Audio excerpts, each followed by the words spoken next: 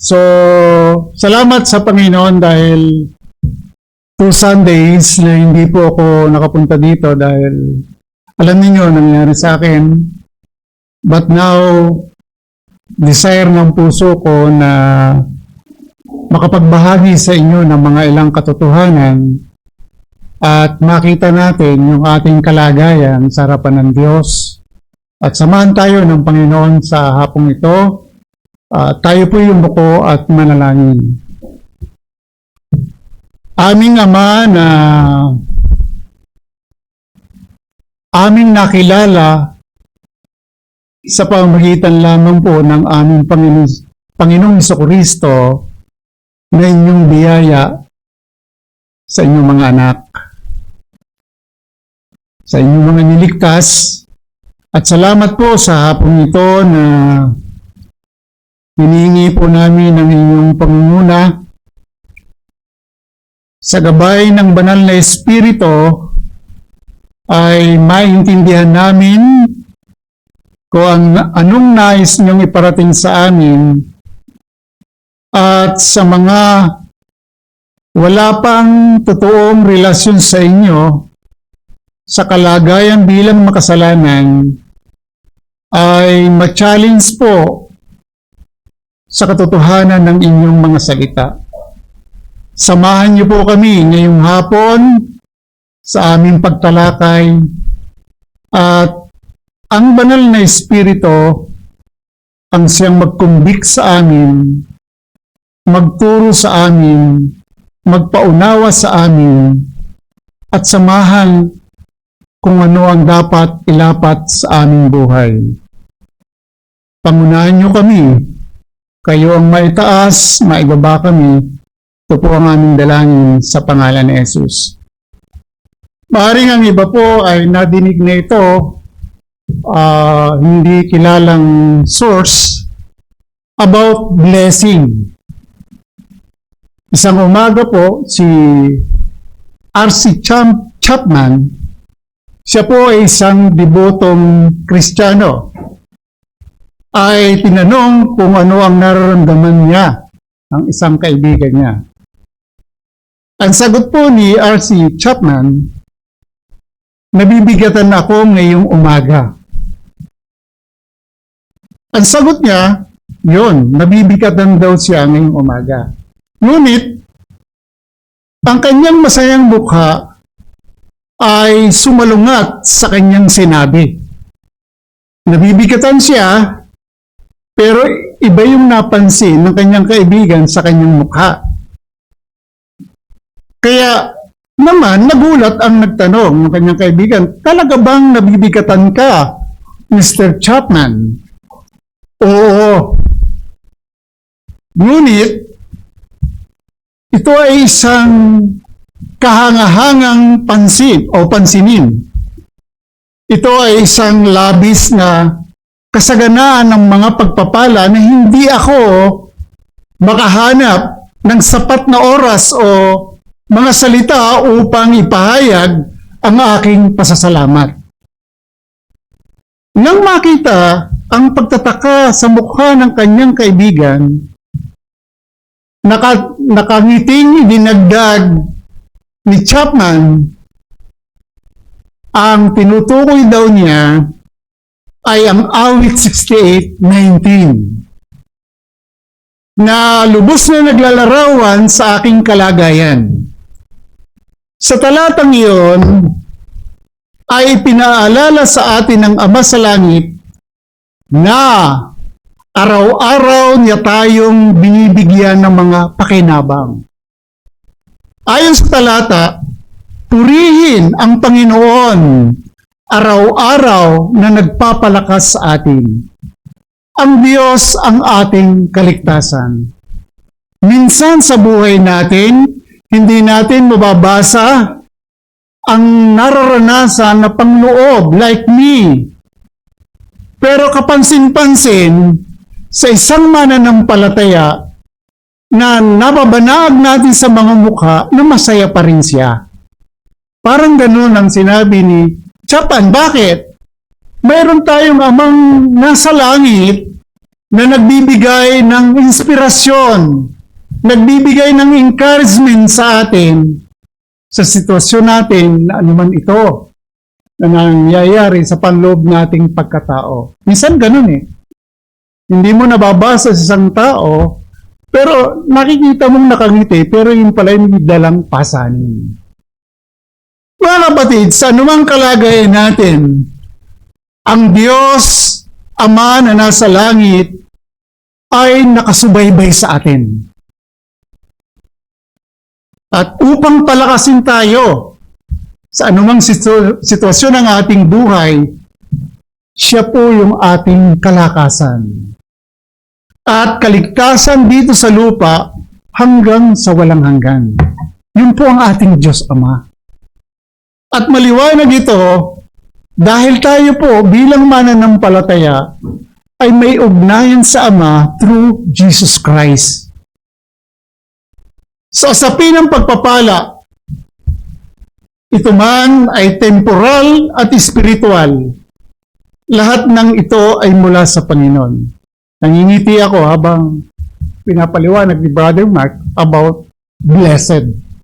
Titingnan natin yun. So, ang binasa po ni Brother Mark as a presider, ang awit pong ito ng karunungan, ito po ay masasabi nating nagpapalawak ng ilan sa mga paksa sa awit 127.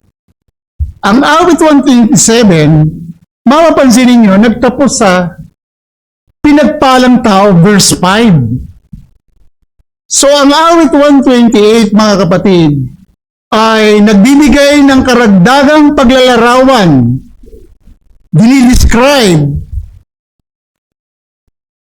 sa pagpapala ng taong ito.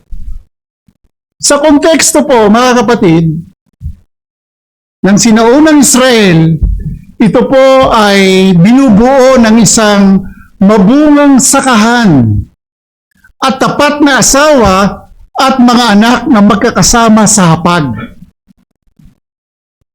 I quote yung Proverbs 10:4, ang tamad na kamay ay nagdudulot ng kahirapan. Ngunit ang kamay ng masipag ay nagpapayaman. Alam nyo, mapalad ang pamilya kung mayroong ganitong kamay na masipag. Lahat ba tayo masipag? Ang pagtatapos ng awit na ito, mga kapatid, ay nagpapakita ng karunungan o ang blessing ay hindi po individual. Parehong nauugnay sa mas malaking katotohanan ng kapakanan ng bayan ng Diyos. Ang awit na ito po, mga kapatid, ay nagsasalita tungkol sa pagpapala ng isang pamilya. Sinabi niya na isang tunay na pribilehiyo, pagpapala ang makapagbigay ng pisikal na pangailangan para sa sariling pamilya. Pagkatapos ay ang pagpapala ng isang produktibong asawa at maraming anak na tinitingala ng komunidad. So, mga kapatid, ang bagay bang ito ay saan nakaugat upang masabi natin ang isang tao ay pinagpala? Ano nga bang blessing ito? Saan ba ito nakaugat? Saan ba ito rooted yung sinasabing pinagpala ng isang tao? Kaya ang ating pag-uusapan ngayong hapon, bago gumabi, blessed is the one who fears the Lord. Mapalad ang may takot sa Panginoon. Iyon ang direksyon ng ating tema o goal o paksa na ating pag-uusapan ngayong hapon. Ang ating summary mensahe, ang taong mapalad ay hindi lamang aasahan ng pagpapalang temporal, masigit na asahan ang pagpapalang espiritual na hindi pwedeng iwala ito. Bakit po? Bakit ganito ang summary ng ating message? Ang sangkap ng ating buong pagkatao ay may dalawang bahagi. May katawan at kaluluwa. But dito sa ating teksto, pinapakita din yung temporal na blessing. Pero titingnan natin ang masigit na spiritual blessing. So, mga kapatid, hindi natin pwedeng hindi pag-usapan ang temporal. Bakit? Hindi ba tayo kumakain? Kasi may physical tayo eh. But hindi rin natin pwedeng iwalay na may soul tayo. At yun ang pinakamahalaga na tinugon ng ating Panginoong Kristo. Bakit?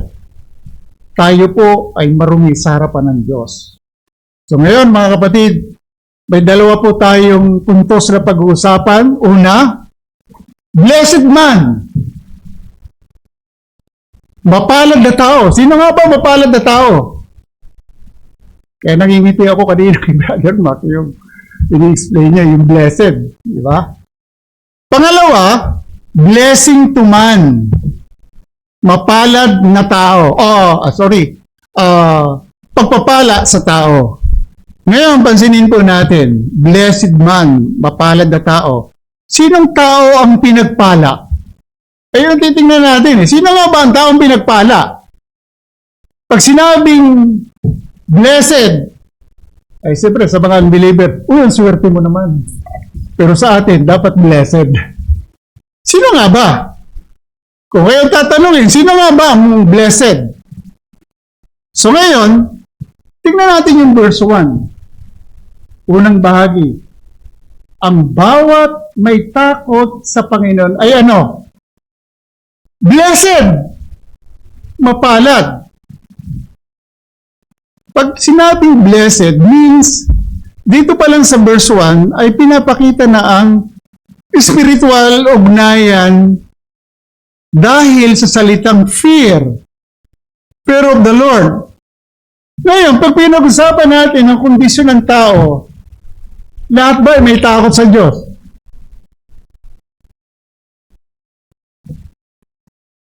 Pag sinabi natin, pastor, mayroon namang mga takot sa Diyos.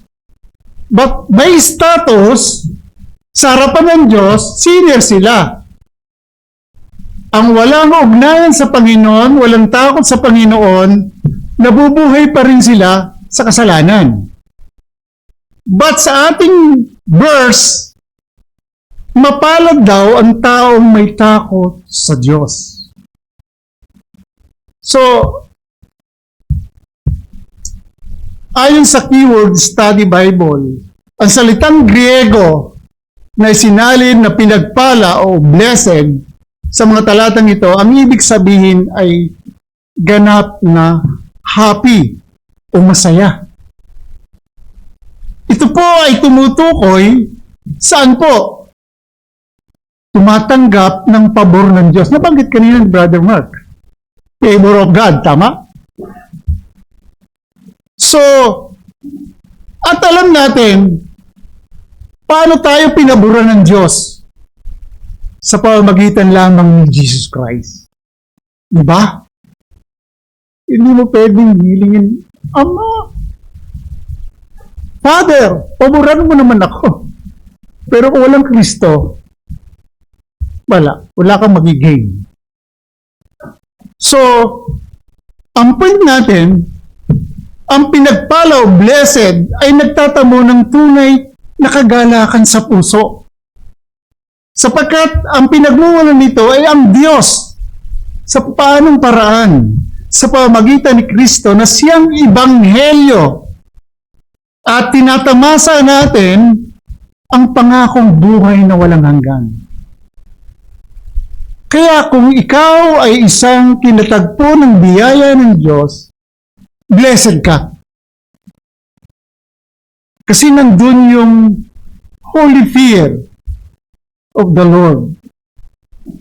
Ayon kay John Calvin, mapalad ang tao na may takot sa Panginoon. Sa unang awit ay nasasaad na ang kaunlaran sa lahat ng mga gawain ng tao at sa buong takbo ng ating buhay ay dapat asahan ng eksklusibong mula sa grace ng God, mula sa biyaya ng Diyos, ayon kay John Calvin. At sabi pa niya, at ngayon ay pinayuhan tayo ni Solomon na yaong mga nagnanais na maging kabahagi ng pagpapala ng Diyos ay dapat ng buong pusong italaga ang kanilang sarili sa Kanya sapagkat kailanman hindi niya bibiguin ang mga naglilingkod sa Kanya. Pwede natin patunayan yan sa ating buhay. So mga kapatid, ang pinagpala o blessed ay pinagkaloob ng natatanging pabor ng Diyos na nagbunga ng kagalakan at kasaganaan. Mas malinaw po ito sa bagong tipan. Pinatutunayan ng diin ay higit na ang espiritual kaysa material na mga pagpapala. Hindi natin binabaliwala yung temporal na bagay. Gaya na sinabi ko, may physical tayo. Kung mayroon lang nagtuturo na hindi natin kailangan kumain at puro spiritual na lang, it's okay. Hindi ka na magpapagal. Tama? So, diin po ay higit ang spiritual kaysa material ng mga pagpapala. Bakit po? Ang mga pangako ng Diyos kay Abraham ay muling nagsisilbing pundasyon para sa mga pagpapala na hindi po nakatuon lamang sa temporal kundi sa spiritual blessing. Tama? Alam natin sa transition ng pagtakbo ng mga panahon sa lumang tipan, sa ating mga pagbabasa, ay tuloy-tuloy hanggang sa dumating ang pangakong nag-iisang binhi. Sino yun? Si Christ. Maliwanag sa ating parallel verse. Gusto kong basahin sa inyo para maging malinaw. Verse 15. Mga kapatid, nagsasalita ako ayon sa kaugalian ng mga tao. Bagamat ang pakikipagtipan ay gawa lamang ng tao, gayon may pagka pinagtibay, sino man ay hindi makapagwawalang kabuluhan o makapagdaragdag man. Verse 16. Ngayon kay Abraham nga sinabi ang mga pangako at sa kanyang binhi. Hindi sinabi ng Diyos at sa mga binhi na gaya ng bagar sa marami, kundi gaya sa isa lamang at sa iyong binhi na si Christ. Napakaganda. Kaya na sinabi natin sa pagtakbo ng panahon.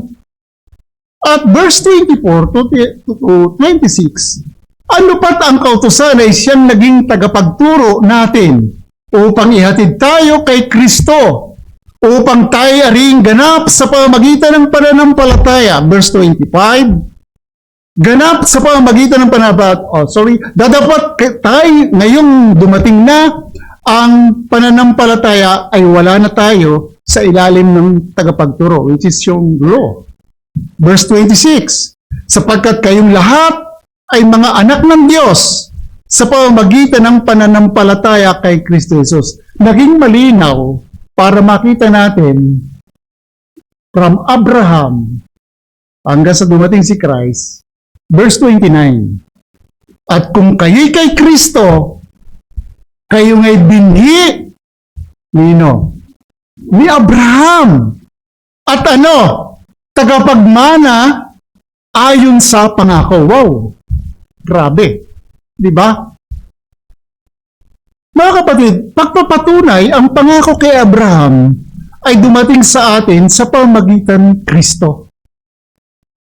Ito yung isang pagpapala na higit sa anumang temporal na mga bagay, ang tayo ay naligtas sa pamamagitan ni Kristo. Ang Ibanghelyong tumawag sa atin, lagi nating nadidinig, ito ang malaking biyaya sa atin. Wow! Libo-libong tao sa mundo, isa ka na nandito nabiyayaan ng kaligtasan. Hindi ka karapat-dapat. Ako, ikaw, tayong lahat. Hindi tayo karapat-dapat. But the grace of God, through Jesus Christ, we are saved now. Diba? Pansinin natin yung the fear of the Lord. The fear of the Lord. Ayon sa ating talata, pinagpala ay ang mga may takot sa Panginoon. Ngayon, ang ibig sabihin ng pagkatakot sa Panginoon, mayroon kang holy fear. Pag sinabing holy fear, ito ay pagbibigay sa Diyos ng iyong di hating atensyon. Undivided attention. Mga kapatid, puso ang involved dito. Puso natin. Ayon sa awit 86 verse 11, ituro mo sa akin ang iyong daan, Panginoon, upang ako'y umasa sa iyong katapatan. Bigyan mo ako ng pusong hindi nahahati upang matakot ako sa iyong pangalan. Tama yung inawit natin kanina. Teach me thy way or your way. Ayon sa salmista, ang pusong hindi nahahati ay humahantong sa buong pagkatakot sa Panginoon. Kaya nga, nagsimula ang salmista sa pagsasabi ng tema ng salmo, mapalad ang lahat ng may takot sa Panginoon. Sino yun? Tayo mga nabiyayaan ng kaligtasan. In-explain ko na, hindi natin pwedeng paghanapan ng mga unbeliever. Sila ay nabubuhay sa kasalanan. But the favor of God, sa grace ng Diyos, through Jesus Christ, blessed tayo. Kasi nagkaroon tayo ng holy fear. And dati hindi naman eh. Minsan bukang bibig lang. Hindi, natatakot ako sa Diyos, natatakot ako sa Diyos. But yung lifestyle mo contradict sa sinasabi mong may holy fear ka. But yung mga nakakilala kay Kristo, ikaw, ako, blessed tayo. Kasi nagkaroon tayo ng holy fear sa ating Diyos. Ang pagkatakot sa Panginoon ay hindi nangangahulugan ng pagkatakot sa Diyos para tumakas ka sa Diyos. Parang nanginginig ka. Lalayo ka sa Diyos. Ang pagkatakot sa Panginoon ay hindi nangangahulugan o sa halip nangangahulugan nito ng paghanga. Ito yung magandang makita natin eh. Kung mayroon kang holy fear, natatakot ka sa Diyos, mayroon kang na-miss ka. Humahanga ka. Saan? Sa kadakilaan ng Diyos. Humahanga ka. Ang buti ng Diyos. Mabuti ang Diyos. Faithful ang God. Nakamasid siya sa atin. Hindi nalilingat ang kanyang paningin sapagkat ang paningin niya nasa lahat ng dako. Hahanga ka sa amazing God. Mag-aamis ka talaga. So, nangangahulugan din ito ng siniseryoso mo ang Diyos. Kapatid, ikaw ba? Siniseryoso mo ang Diyos? O ay, Sunday na naman. Sasamba na naman kami sa umaga. Magsa-Sunday school. Magkukwentuhan. Hindi. Mahalaga yun. Seryosohin mo ang Diyos. Kaya nga, Saturday pa lang, nangingiti ako kasi ako naman yung nagpa-plancha. Pero nakita ko yung damit kong napakaluwag na ngayon ay pinaplancha ng isang kapatid natin doon sa aking second home doon sa pamilyang Arellano. So ang tanong, sino ba ang makagagawa nito? Siniseryoso mo ang Diyos at inuuna mo ba siya sa iyong buhay? Sino ang makagagawa nito? Hindi natin babalikan ang unbeliever. Hindi mo nila magagawa yun eh. Simpleng sagot. Ang makagagawa nito ay ang mga sumasampalataya sa Panginoon. Take note, grace pa rin ng faith. Grabe ang pabor ng Diyos sa atin, di ba? Mananampalataya sa Kanya. Ito yung mga may banal na pagkatakot sa Panginoon. Kaya sabi sa ating talata, inuulit ko, ang bawat may takot sa Panginoon. Ang sabi do, mapalad ang bawat may takot sa Panginoon. So mga kapatid, pinapakita din ito ang pagkatakot sa Panginoon para makita natin paglayo o pag-iwas sa kasalanan. Ito yung magandang mag-reflect sa buhay natin. Yes, mayroon kang banal na takot. How about sa pagtrato mo sa sin? O parang wala namang nakakakita eh. Pwede na siguro. Take note, nakamasid ang God, the Father. Kita-kita ka. Psalms 139. Nauupo ka pa lang, alam na ng Diyos. Bago ka pa makapagsalita, alam na ng Diyos. Kaya saan ka pumunta, kita ka ng Diyos. Wala eh. Kaya blessed tayo eh. Dahil nakasubaybay sa atin ang ating Ama, at through the Holy Spirit, kinukumbik tayo, o anak. Magkakaroon ka na ng conviction. Sin pala yan. So, pag-iwas sa kasalanan dahil banal ang Diyos. Huwag nating ialis yun. Holy ang God. Huwag nating ialis yun sa ating isipan. Kaya kayo iiwas sa kasalanan, na-delivered ka na doon. But take note, nandun ang struggle, temptation. Bakit? May indwelling sin pa tayo. Yun ang nagtitrigger sa sarili natin para mag-commit tayo ng sin. At wag, banal ang Diyos. At ibinibigay mo ang buong paggalang sa Kanya. Respect!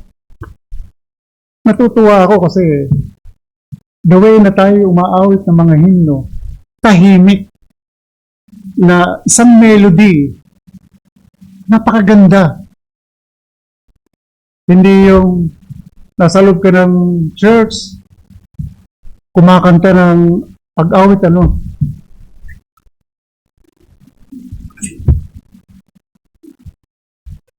Mga kapatid, respect. Kapag tayo nagtitipon, nandito ang presensya ng Diyos. Ang presensya ng Diyos, hindi si Presidente Marcos. Holy God, nasa ating kalagitnaan. Ang point natin, ito ang mga taong mapalad na may personal na relasyon sa Diyos Ama sa pamamagitan ni Kristo. Huwag mong ipapanalanda ka, may relasyon ka sa Ama, but without Christ, wala kang relasyon.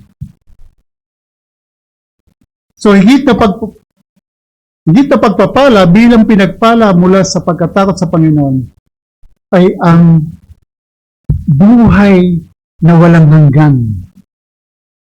Ito ang masasabi kong pinakamahalaga sa buhay natin ay ang salvation. Nadidinig nyo kapag ako'y nangangaral, useless ang buhay. Ano man ang kalagayan mo, mayaman ka man, mahirap ka man, pulubi ka man, taong grasa ka man, napakalaki ng yaman mo sa mundo. But without salvation, useless. Bakit? Mamamatay ka sa physical eh. How about your soul? Tatlo lang ang pupunta naman. Hindi, dalawa lang. Impyerno at langit. But blessed, we are blessed through Jesus Christ. Kumbaga, naglalakad tayo ngayon. Inaayos na ng Diyos ang daan natin patungo sa walang hanggang buhay. Sa kaluwalhatian. Di ba? Kaya blessed! Sino? May mga takot sa Panginoon. I-observe din po natin kasi di natin pwede iwala eh. Walk in His ways. Verse 1b. Ang paglakad sa kanyang mga daan ay ang pamumuhay sa pagsunod sa Diyos.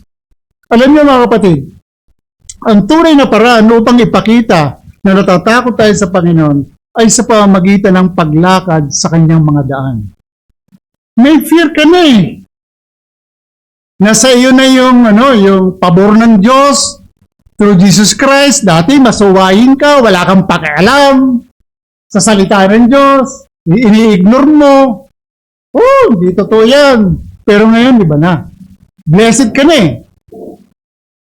Ang sabi natin talata, walk in His way. Ang mga lumalakad lamang sa daan ng Panginoon ang may karapatan sa ipinangakong pagpapala sa pamamagitan ng pagsunod. Ang point natin, ito ay nagpapatunay ng katotohanan ng kanilang pananampalataya na nagbubunga ng pagsunod. Hindi mo pwede sabihin, pastor, nananampalataya sa Panginoon pero hindi ka naman sumusunod. Ang faith, yung precious faith, na katulad ng sa mga apostol na biyaya ng Diyos, magbubunga yan ng pagsunod. So, nagbubunga ng pagsunod at hindi lang yon. Mapitagan. Ano ba yung sa salitang English na mapitagan? Ano po? Mapitagan. Respect yun. Mataas na respeto na meron kang holy fear sa ating Ama. Ang mga paraan kung saan ang Diyos ay nag-uutos o nagtuturo, bakit po? Salitang walk, lumakad. Makikita natin ito sa Psalms 1 verse 1. Anong sabi doon? Mapalad ang tao na hindi lumalakad sa payo ng masama, ni tumatayo sa daan ng mga makasalanan, ni nauupo man sa upuan ng mga manlilibak. Ang mga lumalakad sa kanyang mga daan ay pinapakita na umiiwas na maaring magdulot ng hindi makapagbigay luwalhati sa Diyos. Paggalang sa ating Creator of life. Dahil siya ay banal at hukom ng lahat. Huwag nating ihiwalay yun. Kaya, as a blessed man, umiiwas ka na maaaring hindi makapagbigay lugod sa Diyos. Ano yun sa Shortcut Catechism ng Thomas Vincent? Ano yung higher calling sa atin? Marami nakakaalam yan. To glorify Him. At makasama natin yung magpakailangan. Ayun ang design ng Diyos. Kaya sa unang challenge natin sa ating main point na blessed man. We are blessed through Jesus Christ. Mga kapatid, masaya ang buhay ng mga blessed o pinagpala dahil ito ang kahulugan nito. Na ito ay nakaugat mula sa pagkatakot sa Panginoon. Na mayroon kang tunay na relasyon sa Ama through Jesus Christ. Pinapakita sa pamamagitan ng paglakad sa kanyang mga daan. Daan ng Diyos sa pamamagitan ng kanyang mga utos mula sa kanyang salita.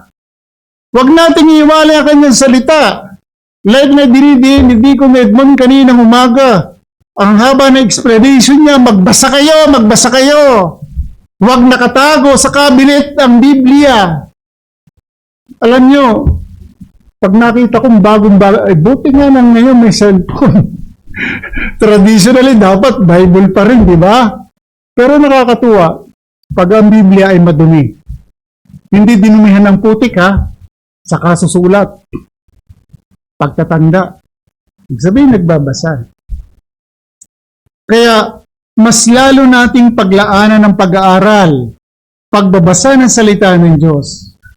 Ang sabi ng Salmista, Kabanata 1, paano sila nagbubulay-bulay? Daily, at saka day and night, nagbabasa sila ng salita. Ang tanong, bilang challenge sa atin, dumadali ba sa iyong buhay ang ganitong pagpapala na mapalad ang may takot sa Panginoon? Ibalot natin ang sarili natin. Ikaw at ang Diyos ang nakakaalam. Paano ka tumatayo as a blessed man? Na proud kang sabihin, naligtas ako sa biyaya ng Diyos. How about your devotion sa God the Father, kay Christ? Pakikipag-communicate through the Holy Spirit with the Word of God. Pangalawa, may oras pa naman tayo, mga kapatid. Blessing to man, pagpapala sa tao. Anong blessing ito sa tao? Sabi ng verse 2, kakainin mo ang bunga ng paggawa ng iyong mga kamay. Ikaw ay magiging masaya at ito'y magiging mabuti sa iyo. Napakaganda po. Fruit of labors. Bunga ng mga pagpapagal. Ay, di ba? Kaya tayo nagtatrabaho. Kasi nga, kumakain tayo eh. Pero napakasarap na enjoy ang iyong pagpapagal. Ang sabi, kakainin mo, yun ay isang pagpapala ang mabuhay sa mga bunga ng sariling industriya o pinagkakakitaan mo sa mga pinagkakakitaan na ikaw ay nagpapagal. Ang intention po mga kapatid at pagnanais ng Diyos na pagpalain ng sangkatawan ay isang pangunahing focus ng kanyang mga pakikipagtipan. Dahil dito, ang konsepto ng pagpapala ay lumaganap sa talaan ng Biblia para makita natin. Dalawang natatanging ideya ang naroroon.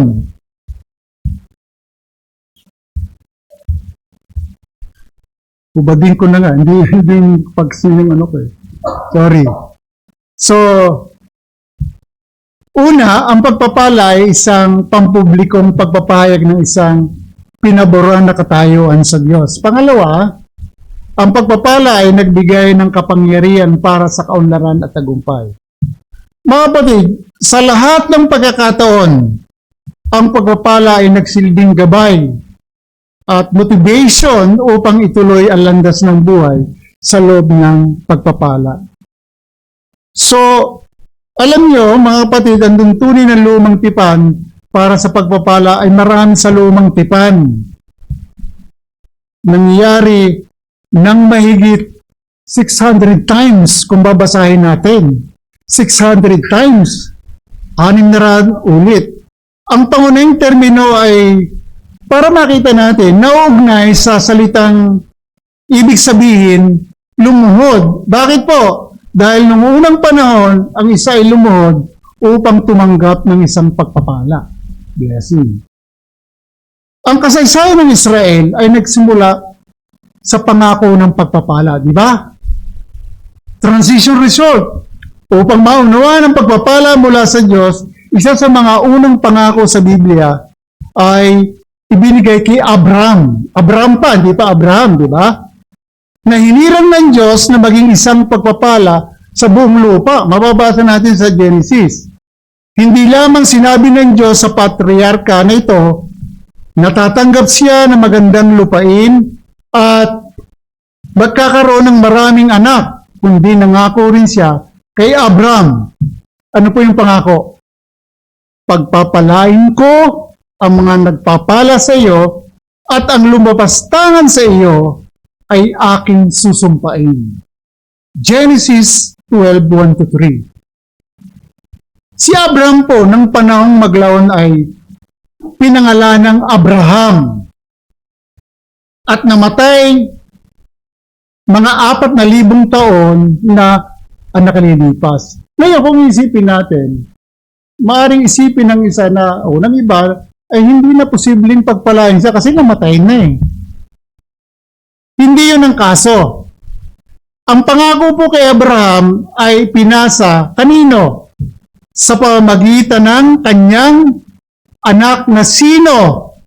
Si Isaac sa kanyang apo na si Jacob.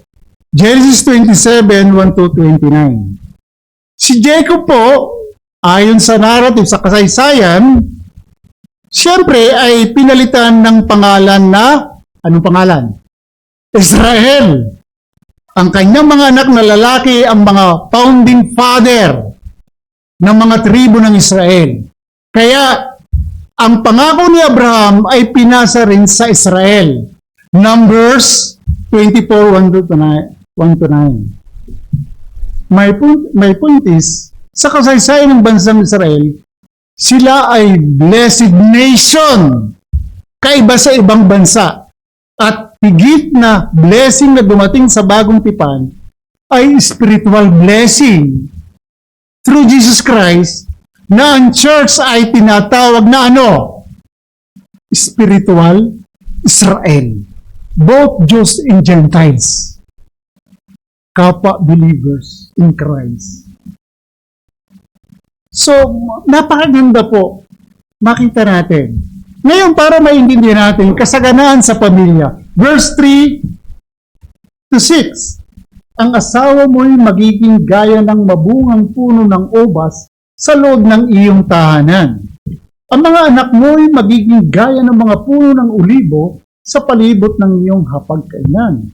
Narito ang taong may takot sa Panginoon, inuulit na naman, ay pagpapalain ng ganito. Pagpapalain ng Panginoon mula sa Zion, ang kaularan ng Jerusalem ay iyon nawang masaksihan. Sa lahat ng mga araw ng iyong buhay, ang mga anak ng iyong mga anak ay iyon nawang mamasdan, mapa sa Israel, nawa ang kapayapaan. Napakaganda. Kapatid, ang awit na ito ay nagsasalita tungkol sa pagpapala ng isang pamilya. Sinabi niya na isang tunay na pribileyo at pagpapala ang makapagbigay ng physical na pangailangan para sa sariling pamilya. Kaya saludo ko sa mga father na talagang ginagampanan ang kanilang mga responsibilidad. Siyempre, saludo din ako sa mga nanay na ginagampanan nila ang kanilang tungkulin bilang mga nanay. Saludo rin ako sa mga anak na sumusunod sa kanilang mga magulang. Pero hindi lahat. Pagkatapos, binanggit po ay yung pagpapala ng isang produktibong asawa. Isang produktibong asawa at maraming anak na tinitingala sa komunidad. Hindi naman yata masama maraming mag-anak eh. O kayong tumulad sa amin. Hanggang sa namatay ang asawa ko, isa pa rin ang anak ko.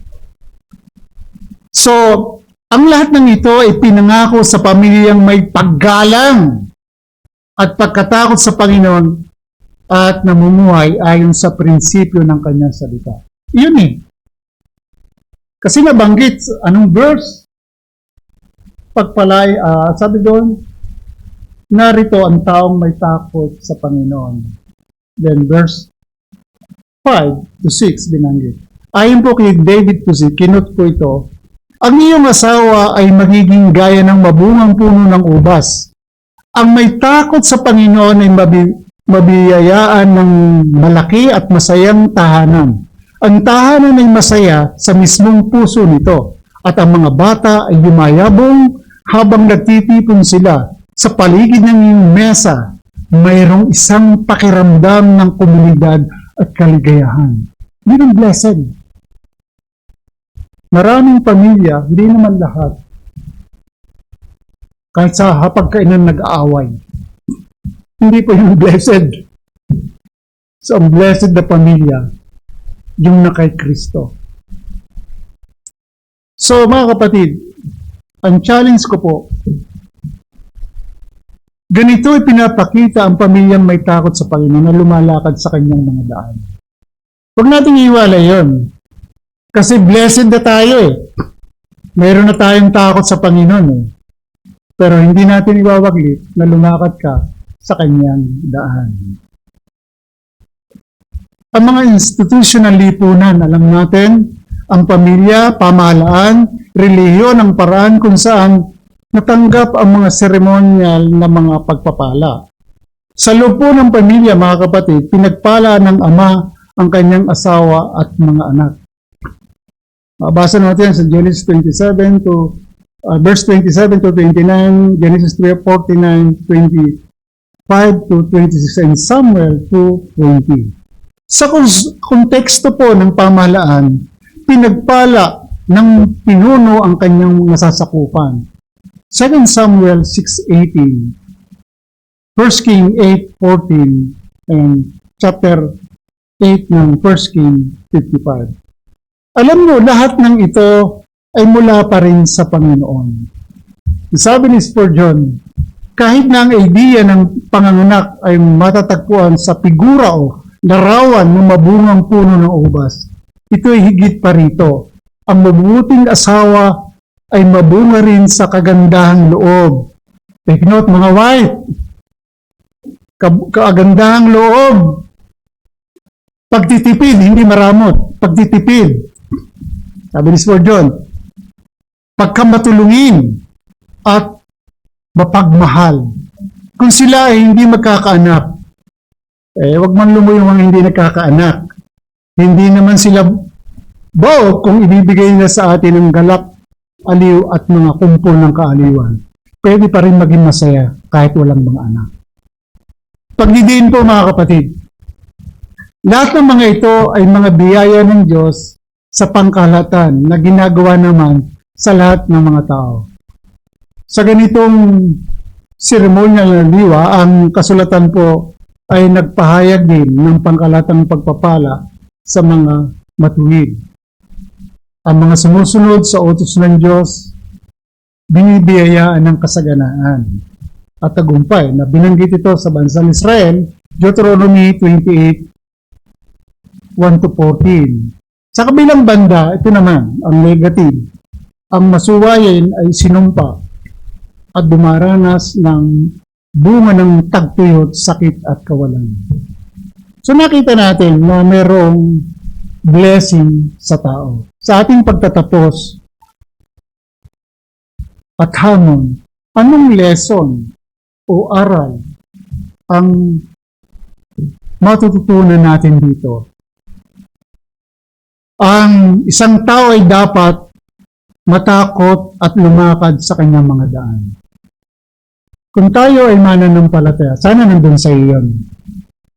Meron kang holy fear. Then, ang desire ng puso mo, lumakad sa kanyang daan. Kasi yun na yung way natin. Kasi inilagay na tayo mula sa kingdom ng kadiliman at sa kingdom ni Christ, sa kanyang minamahal na anak, nilagay tayo sa liwanag. I-continuous natin yung direksyon ng liwanag sa paraan ng kanyang daan, sa kanyang mga aral. So, ang paglakad sa daan ng Diyos ay pamumuhay ngayon, bukas hindi. Then, next Sunday, saka ako mamumuhay sa pagsunod. Hindi. Daily. Daily yan. Ini-evaluate natin ang ating sarili na lumakad sa pagsunod sa salita ng Diyos. Babala. Walang sino man na magiging tunay na masaya habang nabubuhay sa pagsuway. Sakto yun. Never. Pag nabubuhay ka sa pagsuway, hindi ka magiging masaya. Pero hindi dapat yun ang buhay ng isang may takot sa Panginoon. Mabubuhay siya sa katuwiran ng Diyos. May hungerness siya sa righteousness of Christ. Beatitude na paliwanag ko na yun at binigyan ko ng pahintulot na ituloy-tuloy ni Brother Elian, yung sinisiris ko sa Matthew 5. Mananalangin ako at maghahanap sa Biblia kasi binigay ko na sa kanya na magsisiris uli ako. Lubay ng Panginoon na lumakas ako. So, tanging sa paglakad sa mga daan ng Diyos, ikaw ay tunay na masisiyahan at makukontento ka. Totoo po yun. Pero, dapat i-evaluate natin ang ating sarili. Ang susi sa tagumpay at kasaganaan ng buhay ay ang pagkatakot sa Panginoon at paglakad sa kanyang mga daan sa pamagitan ng kanyang salita. Bakit po? Ipinapakita ang tamang relasyon sa Diyos Ama sa pamagitan ng ating Panginoong Kristo. Kung walang Kristo sa buhay, walang takot at paggalang sa Diyos na banal. Totoo po yun. Kaya may challenge, kung may mga bisita man tayo na wala pa sa Panginoon, you need to know Christ as your Savior and Lord. Kasi never ka magka-holy fear o takot sa Panginoon. Ang sabi ng Proverbs 1:7, ang pasimula ng karunungan ay takot sa Panginoon. But hindi ka magkakaroon ng takot kung hindi ka mababagong pangloob. Kasi nung mabagong loob ka, nakita mo ang pagiging makasalanan mo. Then nakita mo yung pagsasakripisyo ni Christ sa krus ng Kalbaryo. Kaya sinampalatayanan mo. At doon mag-start na patuloy kang magkaroon ng wisdom kung paano mamuhay sa kanyang kalooban. Ay challenge sa lahat ng wala sa Panginoon. Hindi mo mararasan ang terminong blessed. Without Christ, makilala mo si Kristo. Yes, pwedeng masagana ang buhay mo dito sa mundo. Success ka sa iyong karir. Maganda ang trabaho mo. Maganda ang bahay mo. Maayos naman ang relasyon ng pamilya mo. But without Christ, useless pa rin. Bakit? Matatapos tayo dito sa mundo. How about your soul? Ang ending, kung bakit mapunta dito si Christ, eternity. Yun ang pangako. But salamat, hindi sinabi sa maraming bini, kundi sa isang bini, si Christ yun. Siya nagpunta dito sa lupa, kailangan mo siyang makilala. At tayo mga mananampalataya, mas lumago pa tayo sa pagkakilala sa Panginoon. 2 Peter chapter 3, verse 18.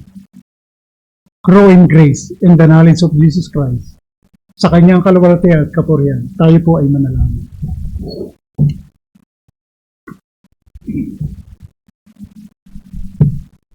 Ama, salamat po muli sa pagpapaalala sa amin bilang mananampalataya.